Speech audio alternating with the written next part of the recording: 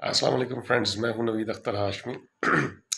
ذوق T V پہ ہماری کام کی بات کے نام سے سیریل جاری ہے، اور آج میں قسط نمبر 19 لے کے حاضر ہوا ہوں۔ ہر کام کی بات جو سی ہے وہ مورل سٹوری ہے کوئی، یا اس کے پیچھے کوئی سبق ہے، صرف معاشرے کی اصلاح کے لیے اور معاشرے میں بہتری لانے کے لیے، اور لوگوں کی ایک دوسرے کے ساتھ بہتر کمیونیکیشن اور ایک دوسرے کے ساتھ بہتر تعلقات کے لیے میں ویڈیوز بناتا ہوں، ایک دوسرے کی قدر کرنا سیکھیں ہم۔ تو آج کی ویڈیو جو سی ہے چھوٹی سی مورل سٹوری پہلے بات کروں گا، اس کے بعد اپنا انالیسس دوں گا تاکہ آپ کو بات کی سمجھ آ سکے۔ تو ایک گاؤں میں ایک گھر تھا، تو وہاں پہ گھر کے مالک نے کچھ جانور پالے ہوئے تھے، جیسے کہ کچھ کبوتر پالے ہوئے تھے۔ ایک کبوتر پالا ہوا تھا اس نے، اور ایک اس نے بکرا پالا ہوا تھا، ایک اس نے مرغا پالا ہوا تھا، اور ایک اس نے جون سا تھا وہ بھینس پالی ہوئی تھی یا گائے پالی ہوئی تھی، جو بھی یہ گھر میں جانور تھے۔ ٹھیک ہے، وہ جانور جو ان سے تھے وہ اکٹھے رہ رہے تھے، تو گھر کا نظام چلتا جا رہا تھا۔ مگر کیونکہ گھروں میں آپ کو پتہ ہے کچھ جانور ایسے ہیں جیسے چھپکلی، چوہا وغیرہ جو سے ہیں، یہ بھی اندر ہی رہتے ہیں۔ تو ایک چوہا بھی جو سا تھا وہ اپنے بچوں کے ساتھ وہاں رہ رہا تھا، تو وہ جانور آپس میں باتیں کر لیتے ہیں۔ تو مالک جو سا تھا گھر کا، اس کو جو سا وہ چوہا جو سا تھا، اس کے لیے اس نے کیا کیا کہ ایک چوہے دانی، یا سے پنجابی میں ہم لفظ بولتے ہیں کڑکی، وہ کڑکی لے کے آ گیا۔ تو اس نے کہا کہ چوہا مر جائے، کیونکہ چوہے چیزوں کو خراب کرتا ہے۔ تو چوہا جو سا تھا، بیسیکلی چوہا جو سا ہے وہ جانور ہے، تو جانوروں کے دوست ہوتے ہیں، ایک دوسرے کی زبان سمجھتے ہیں۔ تو چوہا جو سا تھا اس نے دیکھ لیا کہ یہ تو میری موت کا سامان آ گیا، میں تو مر جاؤں گا۔ تو اس نے سب سے پہلے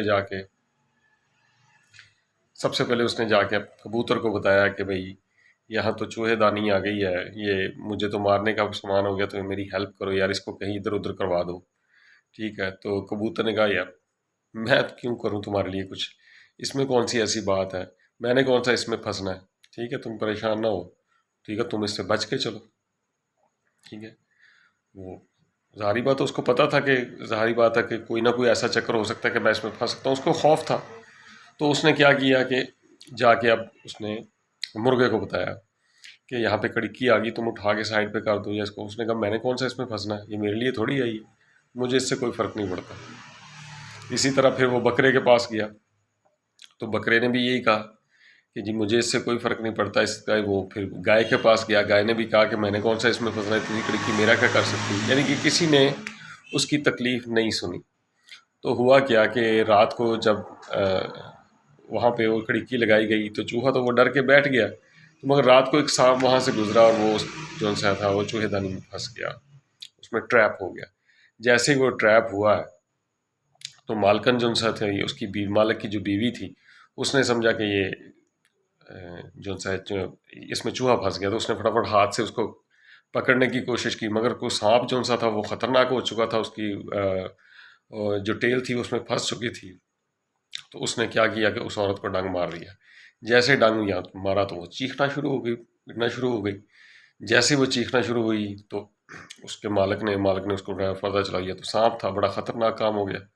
خیر اس کو فٹافٹ کوئی چھوٹی موٹی ٹریٹمنٹ دی گئی، مگر عورت بیمار ہو گئی، تو صبح حکیم کو بلایا، حکیم نے کہا فوری طور پہ اس کو کبوتر کا سوپ پلاؤ۔ تو سب سے پہلے جو کبوتر جس نے کہا تھا میں نے اس میں کون سا پھنسنا ہے، اس کو حلال کر کے اس کو سوپ پلایا گیا اس عورت کو۔ اس عورت کو جب سوپ پلایا گیا تو لوگوں کو خبر پھیل گئی، دو چار مہمان جو ارد گرد جو ان سے تھے رشتے دار، وہ بھی اکٹھے ہو گئے، وہ آ کے بیٹھ گئے۔ اب ان کے کھانے کا انتظام کرنا تھا، تو انہوں نے کیا کیا کہ ایک مرغا جو سا تھا اس کو بھی ذبح کر کے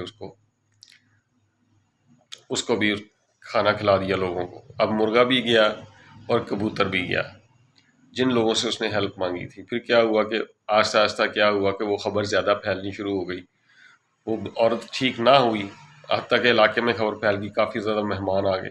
جب زیادہ مہمان آئے تو انہوں نے کیا کیا کہ وہ بکرا جو سا تھا لا کر کے وہ مہمانوں کو کھلا دیا، بکرا مہمانوں کو کھلا دیا۔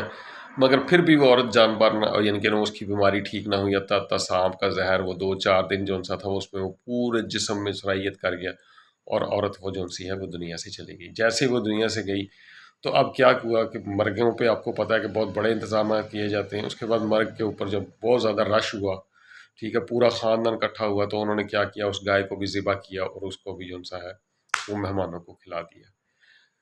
ہوا کیا ایکچولی وہ جو چوہا جون سا تھا وہ وارننگ کیا دے رہا تھا، وہ وارننگ یہ دے رہا تھا کہ یہ جون سی خطرے کی گھنٹی ہے۔ ایسے ہی ہمارے خاندانوں میں، رشتہ داروں میں، برادریوں میں، ملک میں، نظام، ہر جگہ جب کوئی خطرے کی گھنٹی کوئی لوگ بتا رہے ہوتے ہیں نا، تو ان کی ہیلپ کرنی چاہیے۔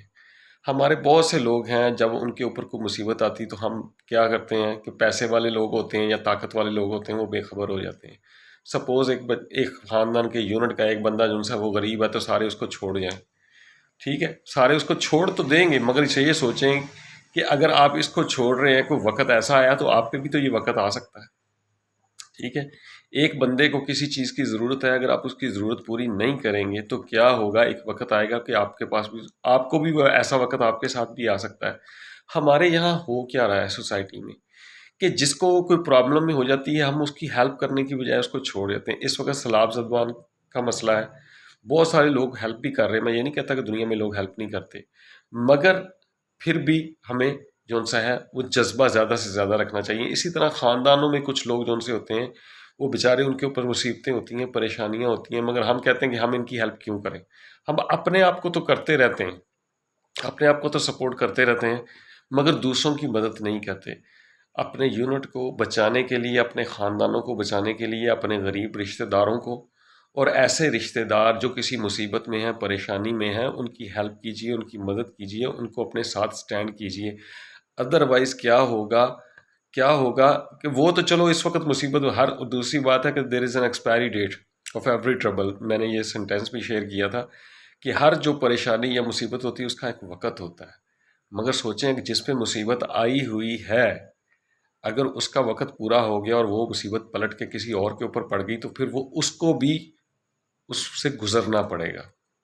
تو ہر بندہ جون سا ہے وہ پریشانی سے بھی گزرتا ہے اور خوشی سے بھی گزرتا ہے، مگر بات یہ ہے کہ مل جل کے ایک دوسرے کے ساتھ دکھ بانٹنے سے ہی معاشرہ چلتا ہے، پھر ہی زندگی اچھی گزرتی ہے۔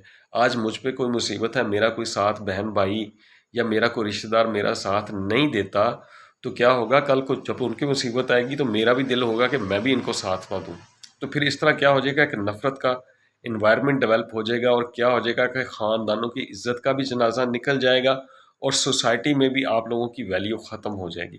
ایک دوسرے کی ہیلپ کریں، ایک دوسرے کی مدد کریں، ایک دوسرے کی تکلیف میں ایک دوسرے کو ساتھ دیں۔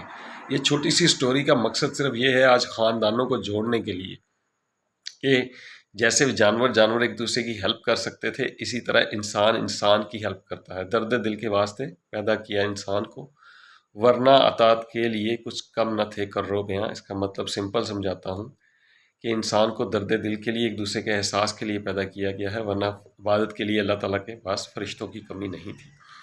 تو اس چھوٹی سی ویڈیو کو شیئر کیجئے، اور اس سے لیسن یہ ہے کہ خدارا ایک دوسرے کے ساتھ دل جوئی کیجئے، ایک دوسرے کے ساتھ دکھ کو بانٹیے، ایک دوسرے کی مصیبت کا خیال کیجئے، کیونکہ مصیبت کسی پہ بھی آ سکتی ہے۔ یہاں سے نوید اختر ہاشمی کو اجازت دیجیے، بہت بہت شکریہ جی، اللہ حافظ۔